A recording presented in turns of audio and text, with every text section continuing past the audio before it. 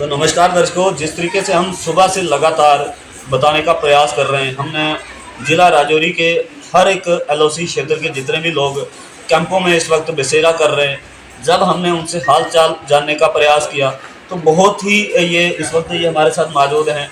कितना दुख जो है, दुख भरी कहानी उन्होंने सुनाई। लोकेशन फिर से हम आपको बता दें कि हम लोकेशन बिल्कुल भी शेयर नहीं करेंगे कि हम कौन सी लोकेशन पर इस वक्त मौजूद हैं, पर हम खुद यहाँ के जो एडीसी हों, डिप्टी कमिश्नर हों, चाहे वो तहसीलदार हों, यहाँ के चुने हुए नुमाइंदे हों, हम उनसे ज़रूर लोकेशन शेयर कर देंगे अपने फ़ोन कॉल पर कि जनाब हम फलानी जगह पे आज पहुँचे थे। हम लोगों ने उनसे बातचीत की। इन लोगों का सिर्फ एक ही मकसद है कि कम से कम जो है वो बैंकर दिए जाएँ। अगर आप हर घर वाइज दे सकते तो कहीं ना कहीं अगर जो एक मोहल्ला है उस मोहल्ले में अगर 2 बैंकर हों तो कम से कम एक मोहल्ले के जितने भी वहाँ के नागरिक होंगे तो वो कहीं ना कहीं अपने आप को सुरक्षित मान सकते हैं। क्योंकि अगर देखा जाए तो इन लोगों का जितना भी घर में परिवार का जो भी पालन पोषण है वो ज़मीन के सहारे पर है।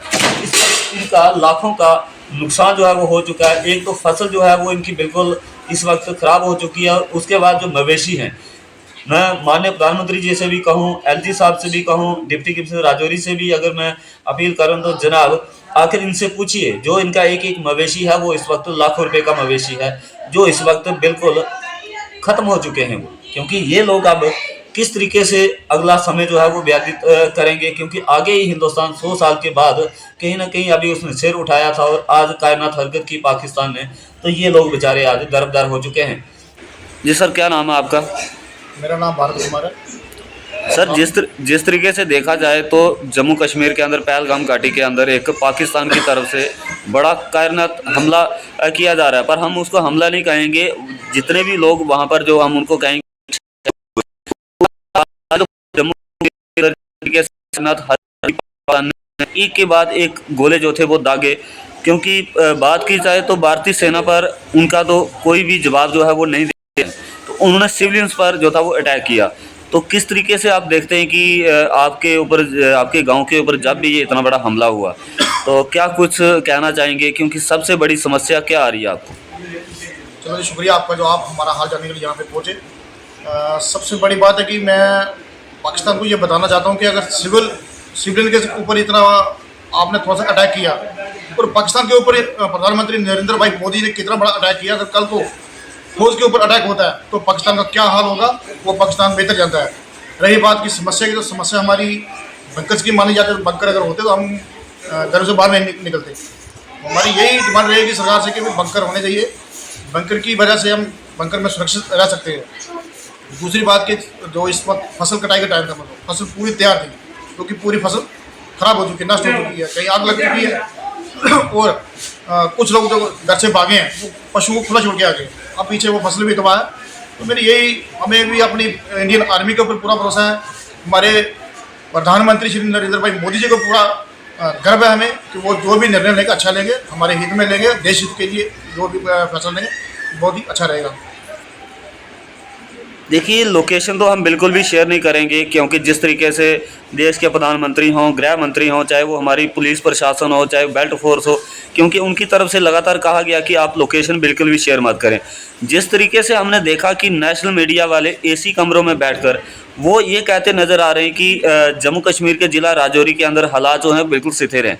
तो किस प्रकार आप देखते हैं कि वो सही बता रहे हैं या उनको ग्राउंड जीरो पर उतर कर जनता का हाल चाल जानना चाहिए? देखिए, जैसे आप हमारे बीच पहुँचे हैं जनता का हाल जानने के लिए, तो इसी तरह उनको भी आना चाहिए कि सुरक्षित हैं या नहीं है। ये तो मैं नहीं कहता सुरक्षित हैं या नहीं है, तो उनको यहाँ पे ग्राउंड पे आए, देखें खुद। बाकी हम जितने भी कैंप्स लगे हुए अच्छे हैं, हमारी एडमिनिस्ट्रेशन जितनी भी है वो हमारी पूरी अच्छी तरीके देख रेख कर रही है। एडी साहब, एडीसी नुशारा, तहसीलदार किलातराल, वो भी अच्छे तरीके से हमारे को ब्रीफ कर रहे हैं। सुबह भी आए हमारे पास, तो हमें अभी तक किसी चीज़ की कमी नहीं आ रही, ठीक है। लेकिन मैं सबसे ये जानना चाहता हूँ कि कैंप्स के बारे में ना किसी को बताएं, जहाँ पे भी है लोग ठीक है। हाँ, तो यहाँ पर जितने भी जो इनसे भी आप बात कर सकते हैं, हमारे पर्ची हैं। हाँ, तो सर हम आपसे जानना चाहेंगे कि प्रशासन की तरफ से जो भी सुविधा दी जा रही है, तो उससे आप सहमत हैं कि पूरी सुविधा जो है वो आपको दी जा रही है? क्योंकि कैंप तो हम नहीं बताएंगे कौन से कैंप पर आप हैं, सुविधा पूरी मिल पा रही है आपको? सबसे पहले तो मैं यहाँ पर आप मीडिया कर्मी आए, आपका हम दिल से शुक्रिया अदा करते हैं क्योंकि आप हमारे बीच आए। तो मैं सबसे पहले बताना चाहूँगा कि जिस कैंप में हम रह रहे हैं वहाँ हमें किसी चीज़ की प्रॉब्लम नहीं है। हमें पानी अच्छे से मिल रहा है, खाना पीना अच्छे से मिल रहा है, दूध मिल रहा है बच्चों के लिए, पूरी फैसिलिटी मिल रही है। लेकिन मैं क्योंकि जो हमारे लोकल यहाँ के विधायक हैं और उप मुख्यमंत्री हैं, मैं उनके आगे एक रिक्वेस्ट करूँगा कि अपना वो CDF ना दे भले, लेकिन हमें जो BADP का पैसा आता है, BADP के तहत जो हमें हमारी लाम पंचायत है उसमें वो एक छोटा सा प्लान बनाए और अगर मोहल्ले वाइज घर एक परिवार को नहीं दे सकते तो मोहल्ले वाइज बनकर दिया जाए। रही बात फसल की, तो मैं नरेंद्र भाई मोदी जी से अपील करूंगा कि हम लोगों का जो बिजनेस है वो सारा फसल पर होता है। तो हमारी कनक पूरी तरह से तबाह हो चुकी है, हमारा फसल पूरा तबाह हो चुका है, हमारे माल मवेशी मर गए हैं। तो कृपा हम लोग गरीब हैं और इन लोगों का जो सारा दरमदार होता है वो माल मवेशी और फसल के बीच में होता है। तो दोनों चीज़ें तबाह हो गई हैं। मैं रिक्वेस्ट करूंगा कि इसके बारे में सोचें। तो मैं एक बार फिर अपने जो स्टेट की सरकार है मैं उससे रिक्वेस्ट करूंगा कि जितना भी BADP का पैसा आता है, BADP का पैसा जितना भी आता है वो हमें प्लान बना के दें और हमारे गाँव में मोहल्ले वाइज बंकर बनाएं ताकि हम लोग ठीक से रह पाएँ। क्या अभी भी आप अगर अपने घरों में लौटना चाहें तो क्या आप उसके लिए सहमत हैं? क्योंकि पाकिस्तान फिर से बड़ी कायनात हरकत जो है वो कर सकता है, क्योंकि आए दिन कहीं ना कहीं पाकिस्तान जो है वो हमेशा कायनात हरकत करता है सिविलियंस पर।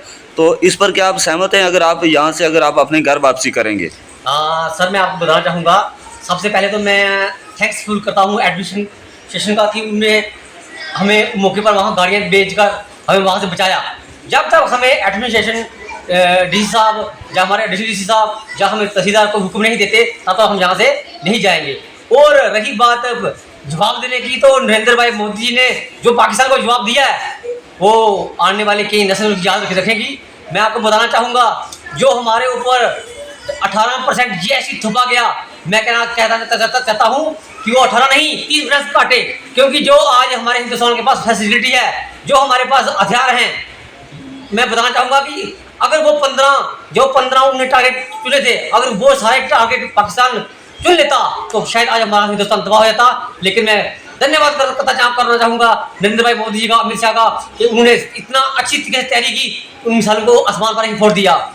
आखिर में हमारा एक ही सवाल रहेगा कि बैंकर्स को लेकर, हाँ, क्योंकि सबसे बड़ी समस्या जो है अगर देखा जाए तो जम्मू कश्मीर का कोई भी LOC क्षेत्र है तो वहाँ पर बैंकर की बहुत कमी आ रही है। केंद्र सरकार की तरफ से तो कोई भी कमी जो है वो नहीं दी जा रही। तो आखिरकार हम ये स्टेट की सरकार क्यों नहीं इस पर तवज्जो जो है वो दे रही है ताकि हम लोगों को इस चीज़ की समस्या जो है वो आने वाले समय में ना आए? मैं सर आपके माध्यम से फिर एक बार अपनी स्टेट की UP सरकार से अपील करना चाहूँगा कि अगर एक घर वाइज बंकर ना नहीं दे सकते तो हमें मोहल्ले वाइज बंकर दिए जाए, मोहल्ले वाइज दे सकते तो कम्युनिटी वाइज दिए जाए। और जो कि हमारा वेस्ट होता है पैसा BADP का, वो पैसा इस लोकल पंचायती में लगाया जाए ताकि हमारे लोग सुरक्षित रहें। और मैं एक बार फिर बताना चाहूँगा कि अगर हमारे पास बंकर हो तो जनाब मैं दावे के साथ कहना चाहूँगा कि हम अपने बाल बच्चा बंकर में छोड़ के हम भी बॉर्डर के लिए तैयार हैं। हम भी जितने भी हमारे युवा सभी तैयार हैं। एक बार इंडियन आर्मी उनको हुक्म दे तो सारी अपनी जान लगाने के भी तैयार हैं। जी शुक्रिया बहुत बहुत आपका, जो आपने अपना कीमती समय हमें निकाल कर दिया। जाते जाते मेरी एक ही अपील है आप लोगों से, कोई भी मीडिया कर्मी हो, चाहे सोशल हैंडल आप फेसबुक चला रहे हैं, जहाँ पे भी ये हमारे लोग हैं, ये अगर हम इनकी लोकेशन शेयर करेंगे तो सबसे ज़्यादा चमकदार हमारे जैसे लोग अंदर बैठे होंगे। और AC रूम में जो बैठकर जो खबरें चला रहे हैं ना कि जम्मू कश्मीर सुरक्षित है, तो जनाब मेरी उन लोगों से ये अपील है, मैं सारी मीडिया को नहीं कहूँगा, जो ज़्यादा AC कमरों में बैठ के खबरें चला रहे हैं ना कि सब सुरक्षित हैं, इन लोगों से आके हालचाल पूछिए कि इन लोगों के ऊपर क्या इस वक्त बीत रही है, क्योंकि ये लोग अपने घर से दरबदर हो चुके हैं। इन्होंने अपनी पूरी दुख पीड़ा जो है वो सुना दी हमें। अगर ये आपको खबर अच्छी लगती है तो एक लाइक शेयर कमेंट जरूर कीजिएगा। फिर से हम ये बात कहेंगे कि लोकेशन मत शेयर कीजिएगा, क्योंकि जब आप लोकेशन शेयर करोगे तो हमारा पड़ोसी मुल्क होशियार होकर वहीं पर अटैक करेगा। तो मेरी प्रशासन से भी अपील है कि अगर कोई मीडिया कर्मी अगर कोई लोकेशन शेयर करता है तो जनाब जिस तरीके से केंद्र सरकार की तरफ से या हाई कोर्ट की तरफ से या जितना भी सुप्रीम कोर्ट है जो निर्देश दिए गए हैं उसकी देख रेख में कीजिए कार्रवाई। क्योंकि ये कार्रवाई होनी चाहिए सर। देखिए ये जनता भी कहती है कि कार्रवाई होनी चाहिए। तो आप लोग देख रहे थे हमारा चैनल, अगर आपको ये खबर अच्छी लगी है तो एक लाइक शेयर जरूर कीजिएगा, और तमाम अपडेट्स के देखने के लिए आप इसी तरह देखते रहे हमारा चैनल, और हमें दें इजाज़त। जय हिंद, जय भारत।